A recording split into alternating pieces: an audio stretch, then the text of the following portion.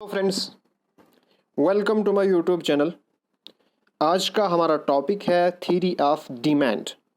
इस वीडियो में हम डिस्कस करेंगे basic concept on theory of demand, law of demand and changes in demand. बहुत ही इजी वे से मैंने इसको एक्सप्लेन किया हुआ है। अगर आपको इसकी पीडीएफ चाहिए, टेलीग्राम पे आप सर्च कीजिएगा मलिक ट्यूटोरियल, वहाँ से आपको इसकी पीडीएफ मिल जाएगी। और अगर आपको कहीं पे भी कोई डाउट है, डिस्क्रिप्शन में मेरा व्हाट्सएप नंबर है, वहाँ से आप मुझे अपना डाउट पूछ सकते हो। और डिस्क्रिप्शन में मैंने लिंक दी है जहाँ पे आपको complete set of MCQs on mathematics, statistics, accountancy and economics मिल जाएंगे। Now let us start. सबसे पहले हम डिस्कस करेंगे कि डिमांड होता क्या है। नाउ अगर आप एक ऑर्डिनरी आदमी को पूछोगे कि बताइए difference between desire and demand, तो उनके सामने डिमांड और डिज़ायर एक ही चीज़ है। बट अगर इकोनॉमिक्स में आप बात करोगे तो there is a lot of difference between desire and demand. तो डिज़ायर सिंपली होता है विश, कि आप चाहते हो कोई कॉमोडिटी। जैसे फॉर एग्जांपल आपके पॉकेट में 10,000 रुपीज़ हैं और आप चाहते हो कि you want to buy a car, आप एक कार खरीदना चाहते हो, बट 10,000 से आप कार नहीं खरीद सकते हो, तो वो सिर्फ आपकी डिज़ायर है। नाउ डिमांड क्या होती है? डिमांड भी एक डिज़ायर होती है, लेकिन डिज़ायर के साथ साथ दो चीज़ें भी आपके साथ होनी चाहिए।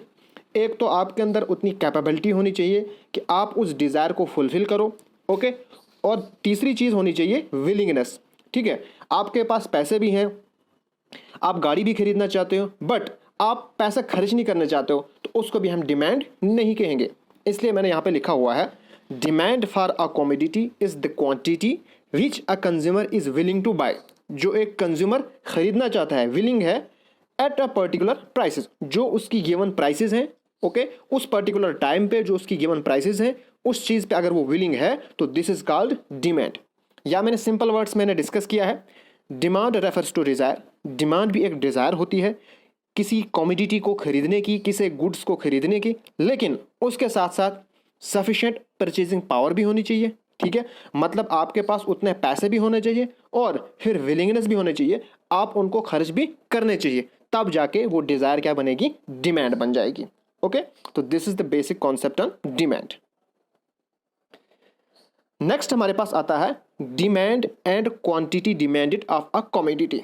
इसके अंदर भी बहुत फर्क है। हमें यह लगता है कि ये दोनों चीज़ें सेम है, but there is a lot of difference between demand and quantity demanded of a commodity. Now देखिए, quantity demanded refers to the particular quantity और amount which the buyer are willing and able to buy at a given prices. जब हम quantity demanded की बात करते हैं, तो उस केस में एक पर्टिकुलर क्वांटिटी, एक स्पेसिफिक क्वांटिटी की बात करते हैं हम, जो कि एक बायर खरीदना चाहता है और उसके पास डिमांड की जो सारी रिक्वायरमेंट्स है, दैट इज़ वो फुलफिल भी कर रहा है requirements, okay. That is willingness भी है उसके अंदर, कैपेबिलिटी भी है उसके अंदर, और वो खर्चना भी चाहता है। जब वो सारी चीज़ें उसके अंदर हो फॉर अ पर्टिकुलर क्वांटिटी और एक पर्टिकुलर प्राइस पे, ओके, उसको हम कहते हैं क्वांटिटी डिमांडेड। जैसे मैंने यहाँ पे एग्जांपल दी है, if a price of sugar is 30 kg, ठीक है। प्राइस शुगर की कितनी है? 30 kg, और कंज्यूमर खरीदना चाहता है 5 kg शुगर, तो उस केस में क्वांटिटी डिमांडेड हो गई हमारे पास 5 kg, एक पर्टिकुलर क्वांटिटी, और किस पे? एक पर्टिकुलर प्राइस पे, ओके। नेक्स्ट हमारे पास है डिमांड। डिमांड क्या होता है? Refers to the quantities which the buyers are willing and ready to buy at different possible prices. ना, जो क्वांटिटी डिमांड होता है वो एक स्पेसिफिक क्वांटिटी की बात करता है, but at the same time जो डिमांड होता है वो इन जनरल बात करता है। इसमें बहुत सारी क्वांटिटीज़ आती हैं। यहाँ पे सिंगल क्वांटिटी की बात हो रही है, यहाँ पे बहुत सारी क्वांटिटीज़ आ रही हैं, ओके, जो कि बायर बाई करना चाहता है एट डिफरेंट पॉसिबल प्राइसेस। यहाँ पे हमारे पास स्पेसिफिक प्राइस आता है, यहाँ पे हमारे पास डिफरेंट पॉसिबल प्राइसेस आते हैं, ओके। तो this is the difference between quantity demanded and demand. Next हम अब पढ़ेंगे डिटरमिनेंट्स ऑफ डिमांड, मतलब किन किन चीज़ों से हम डिटरमिनेंट्स के अंदर, डिमांड के अंदर चेंजेस देखेंगे। सबसे पहला आता है प्राइस ऑफ अ कमोडिटी। तो प्राइस ऑफ अ कमोडिटी के अंदर से डिमांड के अंदर चेंजेस आ जाती है। या हो गई income of a consumer, price of related goods, taste and preference, future expectation and population, ठीक है। ये 6 डिटरमिनेंट्स ऑफ डिमांड अब हम डिस्कस करेंगे। नो फर्स्ट आता हमारे पास price of a commodity. Inverse relationship exist between price of a commodity and demand for that commodity. मतलब जितनी प्राइसेस इंक्रीज हो जाएंगी उतनी डिमांड डिक्रीज हो जाएगी, जो कि लॉ ऑफ डिमांड कहता है। Inverse relationship between price of a commodity and quantity demanded.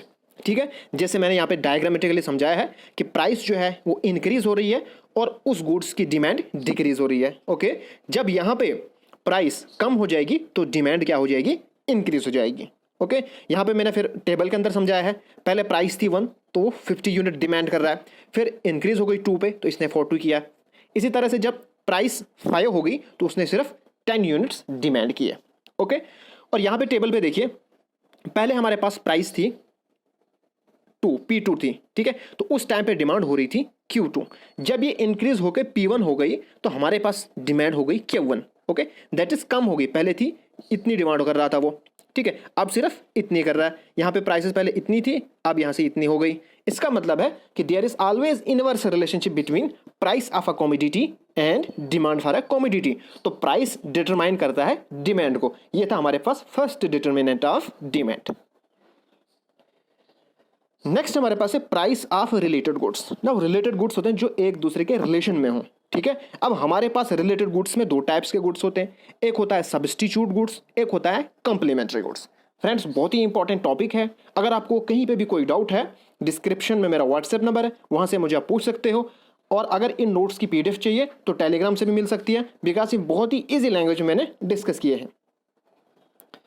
सबसे पहले हम पढ़ेंगे अब सब्स्टिट्यूट गुड्स क्या होते हैं। Now, substitute goods are those goods which can be used in place of another. Now, substitute का मतलब ही होता है, जैसे आपने देखा होगा क्रिकेट प्लेयर जब क्रिकेट खेलते हैं तो कोई इंजर्ड हो जाता है तो उसकी जगह पे हम सब्स्टिट्यूट लाते हैं। ठीक है, इसी तरह से यहाँ पे भी है कि जब हम एक गुड्स को दूसरी गुड्स की जगह पे इस्तेमाल करेंगे उनको हम कहते हैं सब्स्टिट्यूट गुड्स। जैसे for example Pepsi and Coca Cola. ठीक है, दोनों बिल्कुल सेम है, कोई भी डिफरेंस नहीं है, तो इन दोनों को एक दूसरे की जगह पे हम यूज कर सकते हैं। जैसे आप डिमांड करते हो कहीं पे, हाँ पेप्सी आपके पास, अगर पेप्सी नहीं तो अच्छा ठीक है कोई बात नहीं, कोका अगर कोका कोला भी है तो वो भी चलेगी। तो ये आपस में क्या है, सब्स्टिट्यूट गुड्स हैं। Now there would always exist a direct relationship between price of a substitute good and demand for a commodity. अब यहाँ पे जो प्राइस का रिलेशन होता है डिमांड के साथ वो हमेशा पॉजिटिव होता है। दैट इज प्राइस इंक्रीज हो गई तो दूसरे प्रोडक्ट की डिमांड इंक्रीज हो जाएगी। जैसे फॉर एग्जांपल पेप्सी की अगर प्राइस इंक्रीज हो जाएगी तो हम पेप्सी नहीं खरीदेंगे बल्कि कोका कोला खरीदेंगे, बिकॉज दोनों तो सेम ही है, हम क्यों ज़्यादा प्राइस पे करेंगे। तो यहाँ पे मैंने डायग्रामेटिकली समझाया है, जब प्राइस इंक्रीज हो गई तो डिमांड दूसरे प्रोडक्ट की भी इंक्रीज हो जाएगी। एक प्रोडक्ट की प्राइस कम हो गई तो दूसरे प्रोडक्ट की डिमांड कम हो गई। Okay, that is there is a positive relationship between substitute goods. Okay, तो ये था हमारे पास प्राइस ऑफ रिलेटेड गुड्स में फर्स्ट वाला सब्स्टिट्यूट गुड्स। नेक्स्ट हमारे पास है कॉम्प्लीमेंट्री गुड्स। ठीक है, कॉम्प्लीमेंट्री गुड्स का मतलब है those goods which are useless in the absence of another. देखिए, कॉम्प्लीमेंट्री का मतलब है कंप्लीट। ठीक है, तो कंप्लीट मतलब कि एक दूसरे के बिना वो कंप्लीट नहीं है। ओके, अगर एक चाहिए तो दूसरे की भी रिक्वायरमेंट है। जैसे for example petrol and car, हमने कार खरीदी बट पेट्रोल नहीं खरीदेंगे तो उस कार का कोई भी फायदा नहीं है। अगर आपके पास पेट्रोल है लेकिन कार नहीं है तो उस पेट्रोल को करोगे क्या आप। तो कॉम्प्लीमेंट्री गुड्स क्या है कि अगर एक नहीं है तो दूसरे की कोई भी इंपॉर्टेंस नहीं रहती है, दोनों हमेशा क्या है, जॉइंटली डिमांडेड होते हैं, दोनों इकट्ठे डिमांड होते हैं। तो इस केस में there is inverse relationship between price of a complementary goods and demand for a given commodity. अब जैसे फॉर एग्जांपल कार की प्राइसेस बहुत इंक्रीज हो गई तो हम कार खरीदना कम करेंगे और at the same time petrol की भी डिमांड खुद ऑटोमेटिकली कम हो जाएगी। Okay, that is inverse relationship. एक की प्राइस इंक्रीज हो जाएगी तो दूसरे भी कम हो जाएगी प्राइसेस। जैसे मैंने यहाँ पे एग्जांपल ली है पेन और रिफिल की। ठीक है, अब जो है रिफिल की प्राइसेस बहुत इंक्रीज हो जाएंगी तो हम पेन खरीद के क्या करेंगे। ओके, या हमारे पास हो गया टी एंड शुगर ले लो। ठीक है, शुगर की प्राइसेस बहुत इंक्रीज हो गई तो हम टी खरीद के क्या करेंगे, बिकॉज टी के अंदर तो शुगर डालना है, उसकी प्राइसेस तो दोनों पे इफेक्ट पड़ेगा। एक की प्राइस इंक्रीज हो जाएगी तो दूसरे की डिमांड डिक्रीज हो जाएगी। तो यहाँ पे मैंने डायग्राम बनाया है, प्राइस इंक्रीज हो रही है तो डिमांड डिक्रीज हो रही है, तो प्राइस डिक्रीज हो रही है तो डिमांड इंक्रीज हो रही है। नेक्स्ट हमारे पास जो डिटर्मिनेंट ऑफ डिमांड है वो है इनकम ऑफ अ कंज्यूमर। और इनकम भी बहुत इफेक्ट करती है डिमांड पे, बिकॉज अगर मार्केट में प्राइसेस कम हों या ज़्यादा हों, आपके पास पैसे नहीं हो तो आपका उससे कोई लेना देना नहीं है, ठीक है। जब जेब में पैसे होंगे तब नेक्स्ट स्टेप देखोगे, आइदर प्राइसेस कम है या ज़्यादा हैं, ठीक है। तो इनकम बहुत ज़्यादा इफेक्ट करती है। नाउ हमारे पास 3 टाइप्स के गुड्स होते हैं, उन पे अलग अलग इनकम का अलग इफेक्ट पड़ता है। एक हो गया normal goods, inferior goods and necessity goods. अब हम इनके बारे में पढ़ेंगे। तो सबसे पहले नॉर्मल गुड्स। नॉर्मल गुड्स में जो हम आमतौर पर यूज़ करते हैं, ठीक है। For normal commodity with a rise in income the demand of the commodity also rises. जैसे जैसे आपकी इनकम इंक्रीज हो जाएगी, जो नॉर्मल गुड्स है उनकी इनकी जो डिमांड है वो भी इंक्रीज हो जाएगी, ठीक है। अब जो नॉर्मल गुड्स है ये अलग अलग कस्टमर के लिए अलग होते हैं, ठीक है। जैसे कोई गरीब आदमी है, उसको थोड़ी सी इनकम आ गई, तो वो जो है पहले उसके पास 1100 या 1200 का फ़ोन होता था, ठीक है, मतलब जावा फ़ोन होते थे, अब वो एंड्रॉइड पे आ गया, ओके। तो उसके लिए जो है एंड्रॉइड फ़ोन क्या होगा, नॉर्मल गुड्स होगा। किसी के पास ऑलरेडी एंड्रॉइड फ़ोन है, उसके पास अच्छी इनकम आ गई, अब वो खरीदेगा एप्पल आईफोन, तो उसके पास एप्पल आईफोन नॉर्मल गुड्स आ गया, और जो पहले उसको था वो हो गया इन्फीरियर गुड्स। तो यहाँ पे आपने याद रखना है direct relationship between income and demand of a normal commodity, यानी कि जैसे जैसे इनकम इंक्रीज हो गई डिमांड भी इंक्रीज हो गई। यहाँ पे मैंने डायग्रामेटिकली समझाया है, इनकम इंक्रीज हो गई तो नॉर्मल गुड्स की डिमांड इंक्रीज हो जाती है, ओके। इसी तरह से जब इनकम डिक्रीज हो जाएगी, नॉर्मल गुड्स की भी जो डिमांड है वो डिक्रीज हो जाएगी, okay. There is always positive relationship between normal goods and price. Next हमारे पास आता है inferior goods. Now inferior goods वो गुड्स होते हैं जिनकी डिमांड डिक्रीज हो जाती है, फॉल हो जाती है जब जब इनकम इंक्रीज हो जाती है। मतलब there is an inverse relationship between income of a consumer and demand for inferior goods. Now सबसे पहले आप एक चीज़ याद रखिएगा, इन्फीरियर गुड्स का मतलब ये नहीं कि ये घटिया चीज़ें हैं, ओके। मैंने already inferior goods and Giffen goods पे डिटेल वीडियो लेक्चर रिकॉर्ड किया है, उसकी लिंक मैंने डिस्क्रिप्शन में दे रखी है, वहाँ से आप वो देखिएगा डिटेल में। इन्फीरियर गुड्स अलग अलग कस्टमर के लिए अलग होते हैं, ठीक है। अब जो वो डेली लाइफ में यूज़ कर रहा है, उसके बाद जब इनकम उसकी इंक्रीज हो जाएगी, जो चीज़ें उसने छोड़ दी हैं वो हो गई इन्फीरियर गुड्स। इन्फीरियर इनको क्यों कहते हैं, बिकॉज उनका कोई अल्टरनेट सुपीरियर होता है। जैसे हमारे पास सैमसंग का फ़ोन है, जब हमारी इनकम इंक्रीज हो गई तो हम एप्पल आईफोन खरीदेंगे, तो हमारे पास सैमसंग हो गया अब इन्फीरियर गुड्स, और जो नॉर्मल गुड्स है वो हो गया हमारे पास एप्पल का फ़ोन, ओके। तो ये है डिफरेंस। इनमें क्या होता है, जब इनकम इंक्रीज हो गई तो इनकी डिमांड डिक्रीज हो जाती है, इनकम कम हो गई तो डिमांड इंक्रीज हो जाती है। नेक्स्ट हमारे पास है नेसेसिटी गुड्स, मतलब जो हमें डेली लाइफ में ज़रूरी होते हैं। जैसे आपके पास नमक है, ठीक है, पानी है, तो ये डेली लाइफ में ज़रूरी है। अगर इनकी इनकम इंक्रीज हो या डिक्रीज हो, ठीक है, इस पे कोई भी फ़र्क नहीं पड़ता है, बिकॉज ये आपको डेली लाइफ में बिल्कुल चाहिए ही चाहिए, ठीक है। तो इनकी प्राइस, इनकी डिमांड कांस्टेंट रहती है। तो ये है हमारे पास necessity goods. Next determinant of demand आ गया अब taste and preference of consumer. Now देखिए, taste, preference and habit of consumer also influence its demand for a commodity. अब जो टेस्ट एंड प्रेफरेंस है वो भी बहुत इन्फ्लुएंस करता है demand for a commodity, because अगर किसी कमोडिटी की प्राइसेस बहुत कम है बट आपके टेस्ट में नहीं है, आपके हैबिट में वो चीज़ नहीं है, तो आप पे उसका कोई लेना देना नहीं है। आप उसकी प्राइस इंक्रीज हो या डिक्रीज हो वो आपको कोई मैटर नहीं करेगा, ठीक है। A good for which consumer taste and preference are greater. अब जिस कमोडिटी की तरफ आपका टेस्ट एंड प्रेफरेंस ज़्यादा होगा उसकी डिमांड डेफिनेटली ज़्यादा होगी, और जिसके बारे में अनफेवरेबल आपका टेस्ट एंड प्रेफरेंस होगा उसकी डिमांड क्या होगी, कम होगी, ठीक है। यहाँ पर मैंने डायग्राम बनाया है, पहले आपका जो टेस्ट एंड प्रेफरेंस था वो कम था, अब वो फेवरेबल हो गया किसी कमोडिटी के बारे में, तो डिमांड करो यहाँ से यहाँ शिफ्ट हो गई है। जब अनफेवरेबल हो गया, पहले ये थी डिमांड, अब उसके बारे में आपका अनफेवरेबल टेस्ट एंड प्रेफरेंस हो गया तो ये कम हो गया। जैसे फॉर एग्जांपल पहले आपके पास ब्लैक एंड वाइट टीवी था, अब एलईडी आ गया, तो जो ब्लैक एंड वाइट है उसके बारे में अनफेवरेबल हो गया, तो ठीक है ये नीचे हो गया, डिमांड करो। इसी तरह से आपके पास पहले ब्लैक एंड वाइट था, अब एलईडी आ गया तो डिमांड इंक्रीज हो गया एलईडी के लिए, ये हो गया ब्लैक एंड वाइट के लिए कम और एलईडी के लिए ज़्यादा, ठीक है। This is the taste and preference. Next हमारे पास है फ्यूचर एक्सपेक्टेशन। फ्यूचर एक्सपेक्टेशन भी बहुत हद तक मैटर करती हैं in determining the demand, because demand for a commodity is also affected by the expectation of changes in the prices of A future. अगर आपको ये लगता है कि फ्यूचर के अंदर किसी पर्टिकुलर कमोडिटी की प्राइसेस बहुत हद तक इंक्रीज हो जाएंगी, तो आप क्या करोगे, आप प्रेजेंट टाइम पे ज़्यादा डिमांड करोगे। और अगर आपको ऐसा लगता है कि फ्यूचर में इसकी प्राइसेस कम हो जाएगी, तो आप जो है मतलब प्रेजेंट टाइम पे उसकी डिमांड को होल्ड करोगे, प्रेजेंट डिमांड पे उसकी जो डिमांड हो जाएगी वो काफ़ी कम हो जाएगी। तो फ्यूचर एक्सपेक्टेशन भी बहुत हेल्प करता है इन डिटरमाइनिंग द डिमांड। उसके बाद आता है population. Now demand for a commodity also changes when there is a change in the size of population. Now जब पॉपुलेशन के अंदर चेंज हो जाएगी, जब पॉपुलेशन इंक्रीज हो जाएगी, तो डेफिनेटली हमारे पास जो डिमांड है वो भी इंक्रीज हो जाएगी। पॉपुलेशन जब इंक्रीज हो जाएगी, उसके अंदर जो कंपोजिशन है वो भी मैटर करेगा।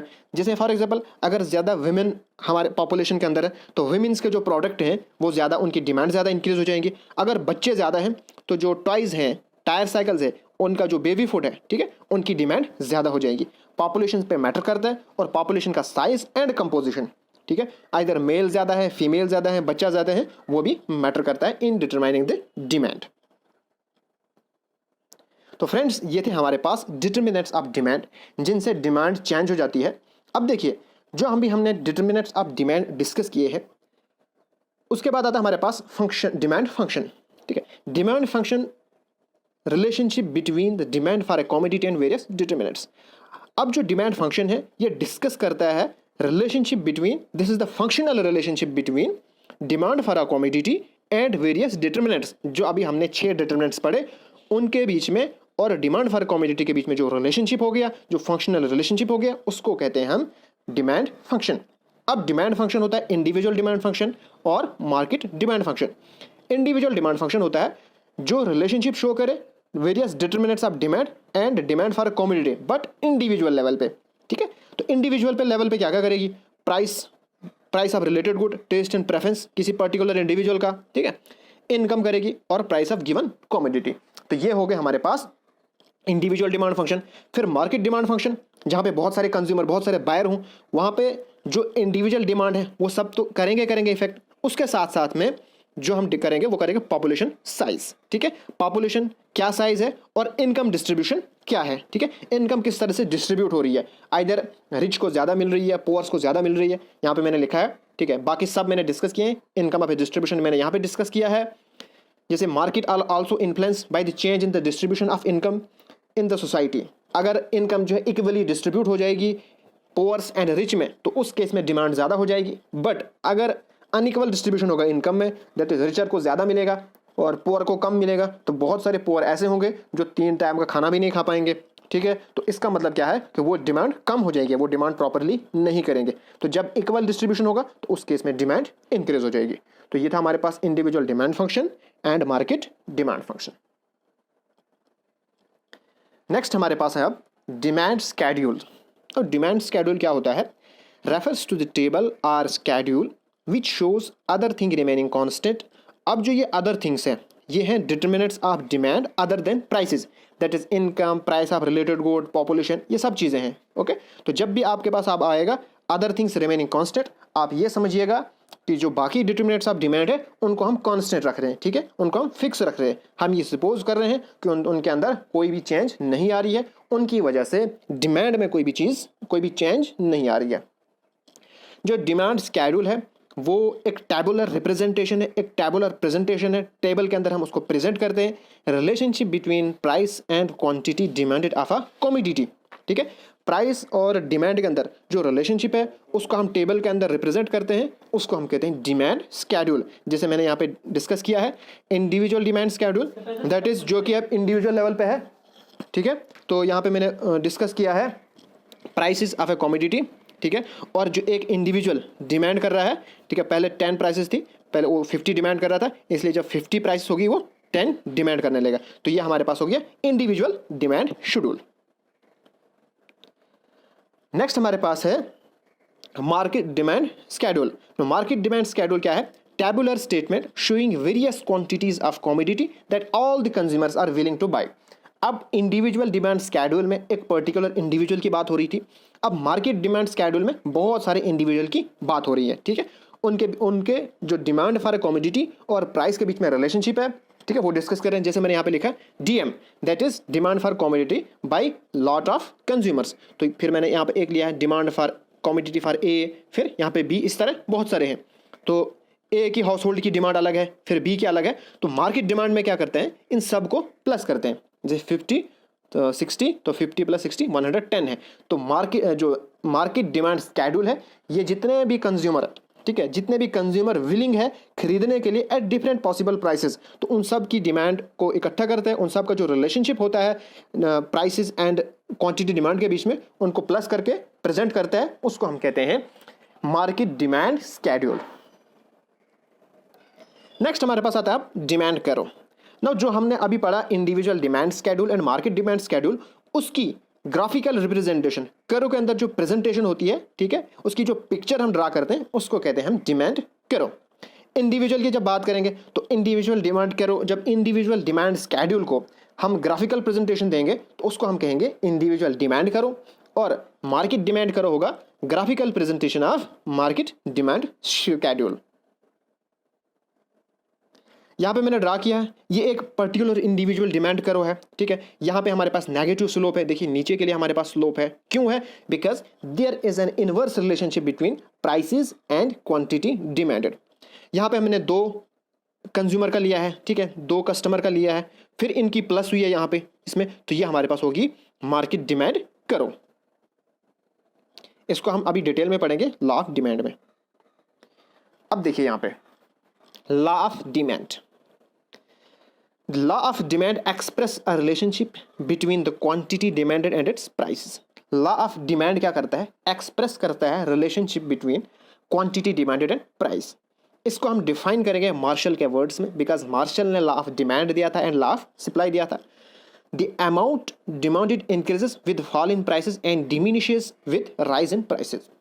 मार्शल क्या कहता है लॉ ऑफ डिमांड के अंदर कि एक कमोडिटी की डिमांड इंक्रीज हो जाती है जब उसकी प्राइसेस फॉल हो जाती हैं, और जब उसकी प्राइसेस इंक्रीज हो जाती है तो उसकी जो डिमांड है वो डिमिनिश हो जाती है, कम हो जाती है।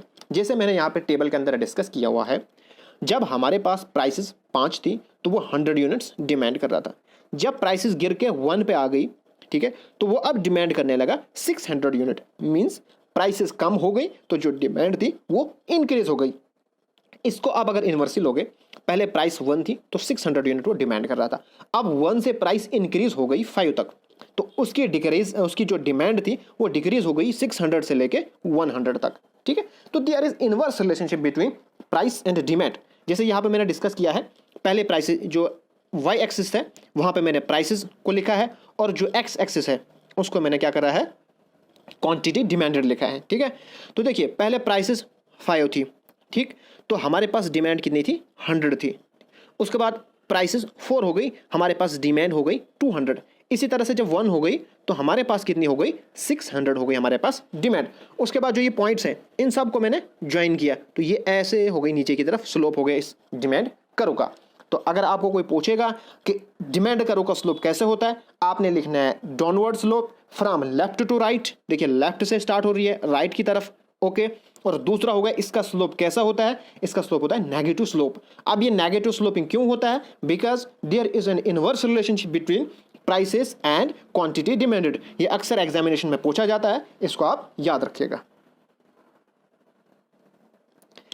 नाउ नेक्स्ट हमारे पास है law of demand does not hold goods in following goods. कुछ गुड्स ऐसी हैं, कुछ चीजें ऐसी हैं जहां पे लॉ ऑफ डिमांड होल्ड नहीं करता है। मतलब वहां पे जब प्राइसेस कम हो जाती हैं, ये डेफिनेटली हम नहीं कहेंगे कि वहां पे डिमांड अब इंक्रीज हो जाएगी। जैसे स्टेटस सिंबल गुड्स, ऐसे गुड्स जिनको हम खरीदते हैं अपने स्टेटस के लिए, ठीक है, अपने स्टेटस को ऊंचा करने के लिए, इनको हम वेबलिन गुड्स भी कहते हैं, बिकॉज इन गुड्स को डिस्कवर किया था वेबलिन ने, ठीक है। Now sometimes a commodity may be demanded because of its being a status symbol.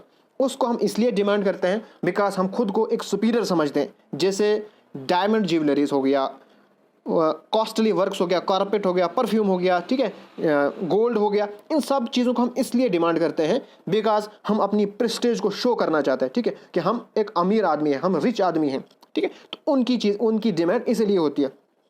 अगर इनकी जो डिमांड है, अगर इनकी प्राइसेस कम हो जाएंगी, अब लॉन्ग टर्म में देखिए, शॉर्ट टर्म की बात नहीं है, अगर 1 महीने या 2 महीने के लिए इनकी प्राइसेस कम हो जाएंगी तो इनकी डिमांड तो काफ़ी इंक्रीज हो जाएगी। बट अगर इनको आप लॉन्ग टर्म में देखोगे 5-10 साल के लिए इनकी जो प्राइसेस हैं वो बहुत कम हो जाएंगी, तो इनकी जो औकात है, इनकी जो मतलब हम कंसिडर करेंगे एक लोहे की तरह। जैसे गोल्ड है, आपको 10 रुपये में किलो मिल रहा है, ठीक है, तो उसको हम एज ए लोहा ही मान लेंगे, फिर उसकी हम कोई भी उसकी वैल्यू नहीं रहेगी, उसकी कोई भी डिमांड नहीं होगी। नेक्स्ट हमारे पास है Giffen goods. Now Giffen goods name हुए थे आफ्टर रॉबर्ट गिफिन, और ये हमारे पास इन्फीरियर गुड्स होते हैं, बट ये लॉ ऑफ डिमांड को फॉलो नहीं करते हैं।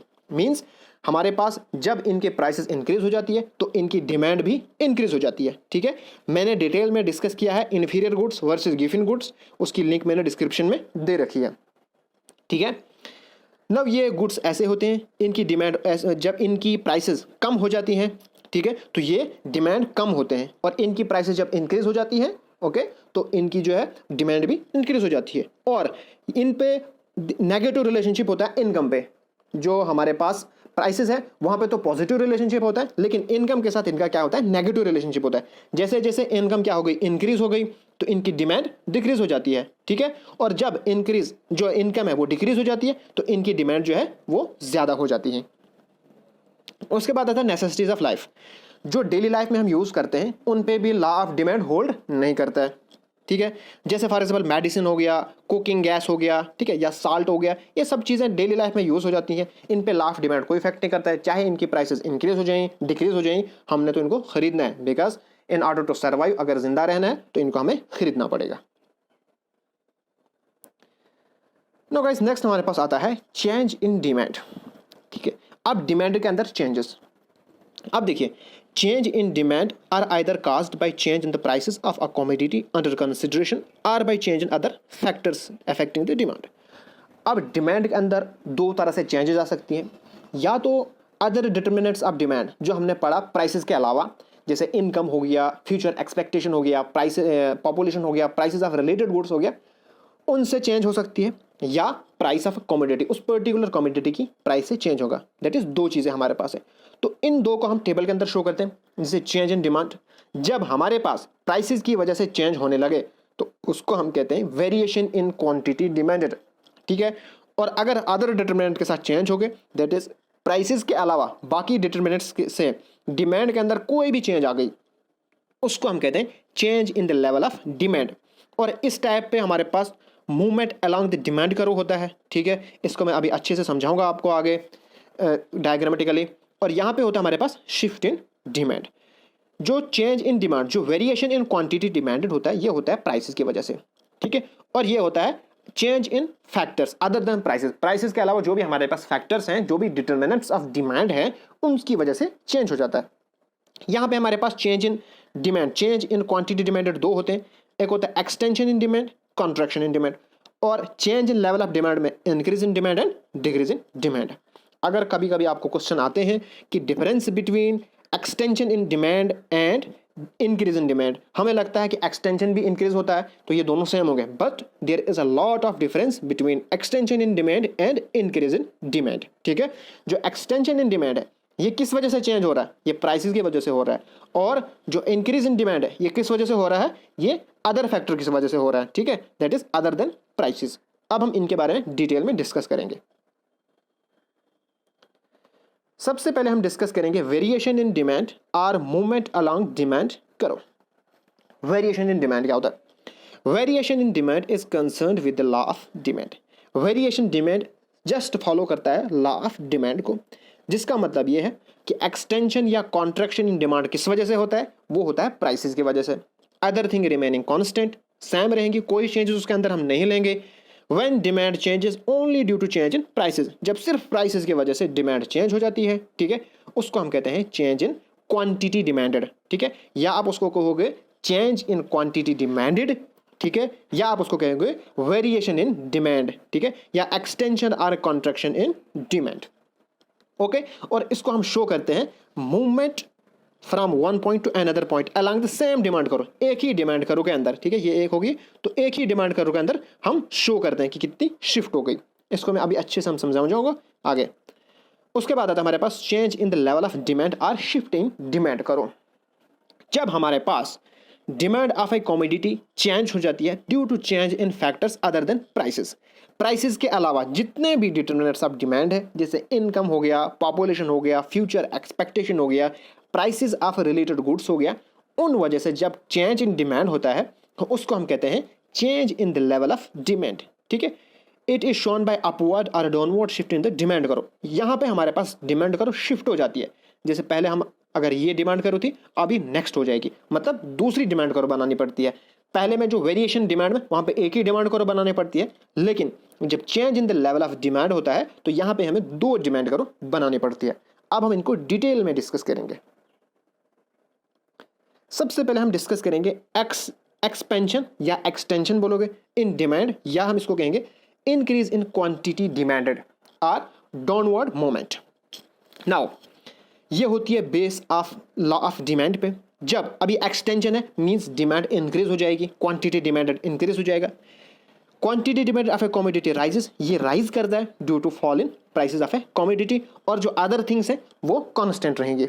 ठीक है, the prices in the quantity demanded due to fall in the prices, ये किस वजह से होता है? Due to fall in prices की वजह से। जैसे मैंने यहाँ पे टेबल बनाया है, पहले प्राइसेस थी 6, ये डिमांड कर रहा था 20, अब प्राइसेस हो गई 2 और ये डिमांड कर रहा है 60। ठीक है, यहाँ पे देखिए पहले हमारे पास प्राइसेस कितनी थी, ये थी हमारे पास, ये वाली प्राइस P थी और डिमांड हो रही थी Q। अब जो है प्राइसेस कम हो गई है, दैट इज P1 हो गई है प्राइसेस, अब डिमांड हो रही है Q1 तक हो रही है डिमांड। ओके, इसका मतलब देखिए पहले वाला ये पॉइंट था, अब ये पॉइंट था, तो इसके अंदर क्या हुआ? मूवमेंट अलोंग द डिमांड करो, एक ही डिमांड करो में मूवमेंट हो गई, पहले ऊपर था अब ये नीचे हो गया। ठीक है, तो इसको हम कहते हैं मूवमेंट अलोंग द डिमांड करो या downward movement along the demand करो।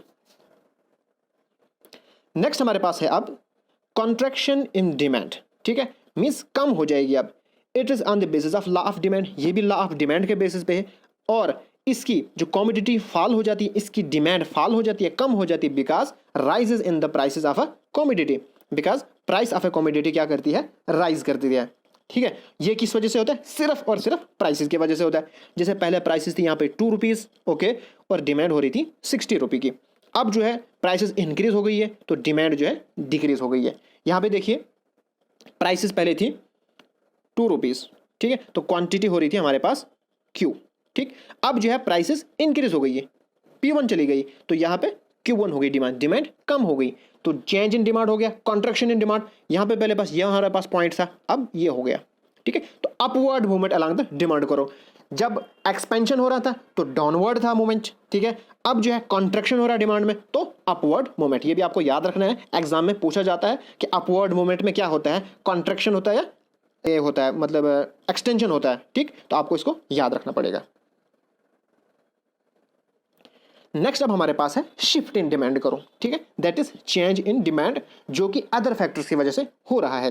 प्राइसेस को कांस्टेंट रखते हैं, इस वक्त हम प्राइसेस को क्या रखेंगे? कांस्टेंट रखेंगे। सबसे पहले हमारे पास आता है increase in demand. Demand increase हो रही है, क्यों? अदर फैक्टर्स की वजह से। An increase in demand means consumer now demand more at a given price. Price बिल्कुल फिक्स है, बाकी चीजें हो सकता है उसकी इनकम इंक्रीज हो गई तो अब क्या करने लगा? वो ज्यादा चीजें खरीदने लगा। जैसे price of substitute goods rises, जैसे प्राइस सब्स्टिट्यूट गुड्स की राइज हो गई तो इस जो पर्टिकुलर कमोडिटी हम खरीदने इसकी डिमांड इंक्रीज हो गई, या prices of a complementary goods fall हो गई। ठीक है, ये सब चीजें, income of a consumers increase हो गई। ठीक, तो उस केस में क्या हो जाएगा? इसकी जो प्राइसेस है वो इंक्रीज हो जाएंगी। जैसे यहाँ पे जो प्राइसेस है वो कांस्टेंट है, ठीक है, लेकिन डिमांड इंक्रीज हो रही है। पहले 20 थी डिमांड, अब 40 थी, प्राइस इंक्रीज नहीं होगी, प्राइस बिल्कुल फिक्स रहेगी, जो थी वही रहेगी। अब यहाँ पे देखिए जो डिमांड करो थी, पहले डी थी डिमांड करो हमारे पास, अब D1 हो गई है, दैट इज शिफ्ट हो गया। पहले एक डिमांड करो थी, अब हमें दूसरी डिमांड करो बनानी पड़ी। पहले ये वाली थी, अब ये वाली डिमांड करो हो गई। तो इस वक्त क्या हो गया? प्राइसेस देखो, यहाँ पे भी यही प्राइसेस है और यहाँ पे भी यही प्राइस है, सिर्फ क्वांटिटी डिमांड Q से Q1 चेंज हो गई। तो this is called increase in demand. यहाँ पे इस वक्त हमारे पास शिफ्ट हो रहा है राइट की तरफ। ठीक है, राइट वर्ड शिफ्ट हो रहा है। जब राइट वर्ड शिफ्ट हो रहा है तो यहाँ पे इंक्रीज इन डिमांड होगा, ये भी आपको याद रखना पड़ेगा। नेक्स्ट हमारे पास है decrease in demand. Decrease in demand, अब यहाँ पे भी वही है, प्राइसेस कांस्टेंट रहेंगे बिल्कुल। जब डिमांड कम हो जाएगी, जो कंज्यूमर है वो कम खरीदेंगे, कम डिमांड करेंगे, तो उस वस्तु को हम कहते हैं डिक्रीज इन डिमांड। ये कैसे हो सकता है? Prices of substitute goods fall हो सकती है, prices of complementary goods rise हो सकती है, ठीक है, या इनकम में कंज्यूमर कम हो सकती है। जब इनकम कम हो गई तो वो ऑटोमेटिकली डिमांड कम करेगा। ओके, तो उस वजह से डिमांड के अंदर जो भी चेंज होगी उसको हम कहेंगे डिक्रीज इन डिमांड। जैसे पहले यहाँ पे डिमांड थी डी, ओके, अब कम हो गई है D1 हो गई है। प्राइसेस वही सेम है, ये देखिए प्राइस वही सेम है, ठीक है, तो जो डिमांड है वो डी से कम होके D1 पे आ गई है, तो इसको हम कहेंगे डिक्रीज इन डिमांड। तो ये था फ्रेंड्स आपके पास चेंज इन डिमांड। तो फ्रेंड्स आज की वीडियो में इतना ही। अगर आपको ये वीडियो पसंद आए तो प्लीज़ मेरे चैनल को सब्सक्राइब कीजिए और इस वीडियो को अपने फ्रेंड्स एंड क्लासमेट के साथ ज़रूर शेयर कीजिएगा। Thanks for watching.